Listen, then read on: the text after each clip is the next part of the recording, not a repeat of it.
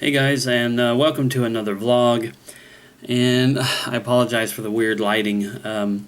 Sitting here at my computer desk, whether I open the curtains, these curtains here, the ones over here, it was either too bright or it ended up having this really weird kind of burgundy or almost pinkish reddish hue to it. But whatever, who cares, right? I just wanted to sit down and do a vlog here and cover a whole bunch of different stuff. So first thing, really quick, it's my birthday. It's the first time since I've been doing these videos that my birthday has come along, so happy birthday to me. I'm 40 today. Not only 40, but in need of taking care of some important matters that I need to go into town for. I've been putting it off, so. But I'll get to that after the next part. I watched the movie last night, so this is the obligatory let's talk about the movie vlog, although I wanted to put it all into one video talking about a few different things. So here we go. I watched A Million Ways to Die in the West, which is Seth MacFarlane's most recent effort, theatrical release. It was a comedy western movie, and I have to admit that after, Family Guy, which is a show that I really love, and his movie Ted from a couple years ago, which was really, really good and funny, worked with his kind of comedy, A Million Ways to Die in the West was a little bit of a letdown in comparison to those. Now, that doesn't mean I didn't like it. I actually did enjoy the movie. I mean, I kind of like westerns, although seemed like this one was poking more fun at what I call white bread westerns, the old like John Wayne style movies, Jimmy Stewart, or the old TV shows like Bonanza and Big Valley and stuff like that. Me, as far as westerns go, I was never a big fan of westerns when I was younger, but once I got into like my teens or my 20s, I was exposed to a few of the spaghetti westerns, movies that are directed by Italian directors who bring a whole taste of like a flavor, like a stylization to them that you don't get in those white bread westerns that I mentioned before. I'm not going to mention my favorite spaghetti western or western movie of them all. I think that'll be a video of its own someday, but I've liked more recent efforts like the 3:10 to Yuma remake, and there's another one that I just blanked on that I can't think of right now, which is a shame because it was pretty decent, newer western movie. But I'm also not a fan of, or I've never really watched things like Tombstone and Unforgiven, those movies that kind of bridge the gap between like the 60s and 70s westerns and the westerns of now. Anyway, it's not meant to be a discussion about that. I just thought that had there been a little bit more of that spaghetti western feel to it, it might have appealed to me a little more. Instead, it seemed like it was poking more fun at the things that I mentioned a minute ago. But the other thing that threw me for it was, like, it was funny. It had its funny moments. But there were a couple of ways that MacFarlane kind of approached the movie that I found a little perplexing. One was that a lot of the characters in the movie seemed very much like Western characters. And they had the drawls, and they just had the look and everything. Seth's character, because he's the star of this one, his character's like a sheep farmer, and he just kind of dresses like a plain sheep farmer, or I guess whatever they would look like. He's not even the least bit depicted as like he was a cowboy, even if he was a geek, even if he was kind of a wimpy guy. He just was very, very plain. He almost looked like he could have came off a Little House on the Prairie, to be honest with you. And his character's name is Albert, if I remember right. And I kept thinking about Albert from Little House. But he never talked in the least bit like he was from the Old West. He talked like a guy who was from our time, who had like time traveled back there and was just living his life in the West, for better or for worse, and which is funny because they have a Back to the Future gag in the movie, which it would have been so much better, in my opinion, had he acknowledged that like he had traveled from the future, in Doc Brown's DeLorean. But instead, it was just kind of a goofy one-off gag. But see the movie if you want to truly understand what I'm talking about, if you haven't seen it already.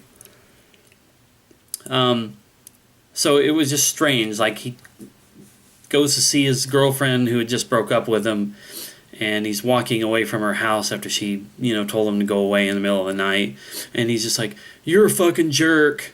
And I was like, that doesn't even sound the least bit like something that, would come from a Western, from the mouth of somebody that lived in the Old West.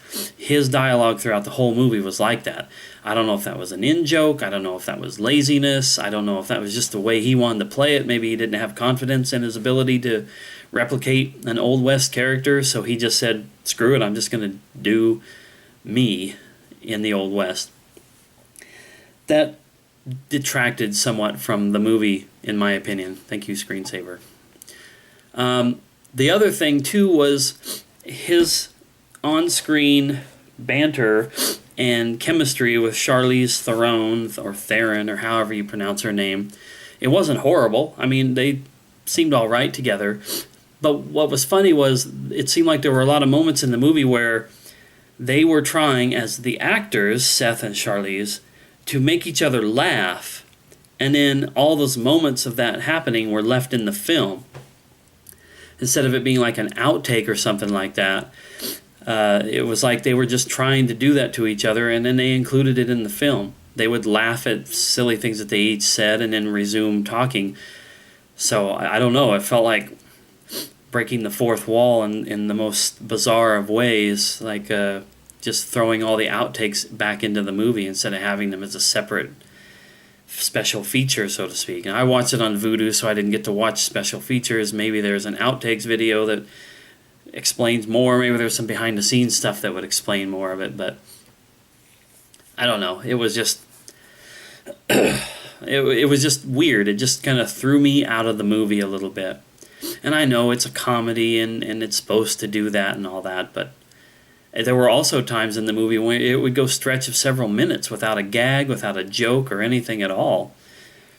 I did like Giovanni Ribisi and Sarah Silverman and their strange little relationship where she was like an Old West prostitute and they were boyfriend-girlfriend, or possibly, I can't remember, they may have been engaged. And she's, performing her duties as a prostitute every day, but yet won't have sex with her boyfriend, who they're saving each other for marriage.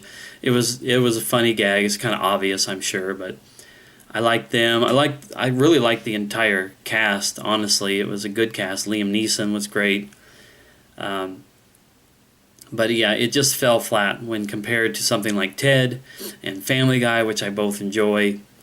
It was just a little disappointing, so I'm glad to know that there's going to be a sequel to Ted. If A Million Ways to Die in the West is the only time that Seth MacFarlane makes a live-action comedy western, I could live with that. So anyway, that was it. I watched that last night. I may watch another movie today. I don't know. I'm off today. Like I said, it's my birthday. So we'll talk about that now. Turning 40, I thought several weeks ago, I was like, I am not going to celebrate my birthday at work if I can help it. So I asked for it off and I got it approved, so I have the day off. It's now almost 1 o'clock in the afternoon and I haven't done shit. I've watched some YouTube, I had some cereal, I took a shower. I'm trying to get myself motivated to get out the door because this is the birthday or the year or whatever you call it that I have to renew my driver's license, and of course I've waited till the last minute. I even had the last 2 days off and could have taken care of it, either of those days. Of course, I saved it for today. I'm getting down to about 3.5 hours to go there, but this is something that's preying on my social anxiety disorder pretty harshly, having to go down there and get my picture taken and do whatever else. I don't know what they're going to have me do. I don't remember 7 years ago what I had to do when I did this last time. I think it's pretty basic. They test your eyes and all that kind of stuff. But I don't know, I'm just ramping up right now on anxiety because I don't want to have to go do this, but I don't want to be late.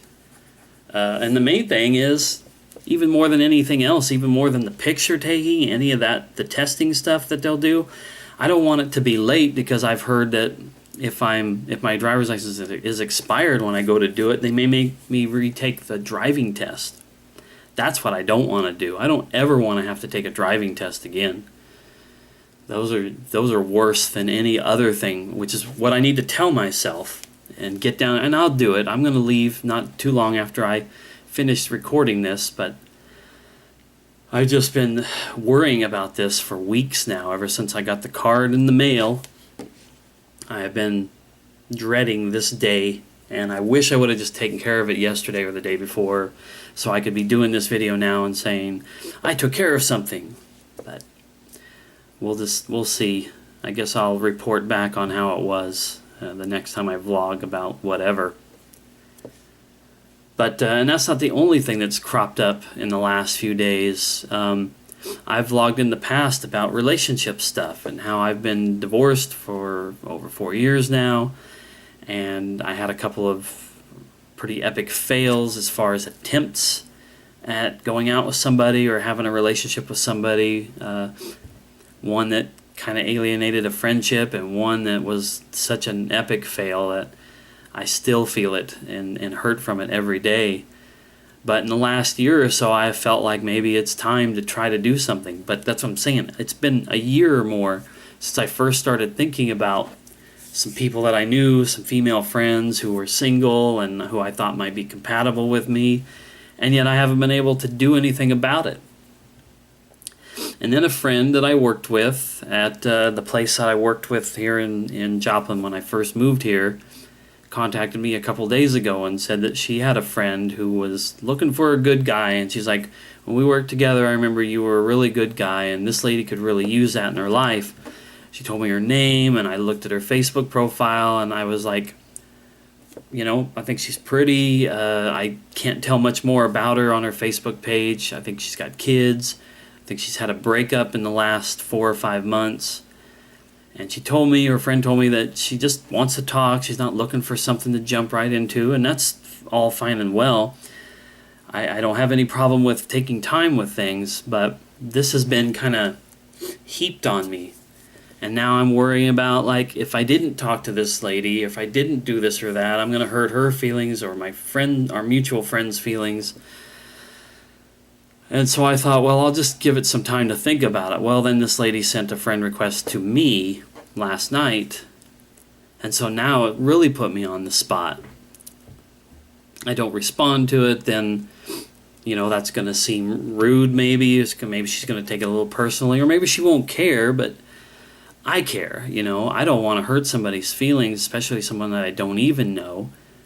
I get to know somebody and they get to know me, then everybody's feelings are at risk. And I know that, of course, this is what relationships are all about. It's risk-taking, and people are bound to get hurt. I just hate to do that, and I hate to set myself up for something. So, I don't know. Just about the half an hour ago or so, I just went on there and confirmed and accepted her friend request. And I guess we'll see what happens from there. Maybe we'll exchange some messages and just kind of talk for a little bit. I don't know. It's just really giving me a lot of stuff to think about that I wasn't expecting to think about right now. But I guess we'll just see how it goes. You know, that's how it all is. Every day is a new day, and every step is a new step. And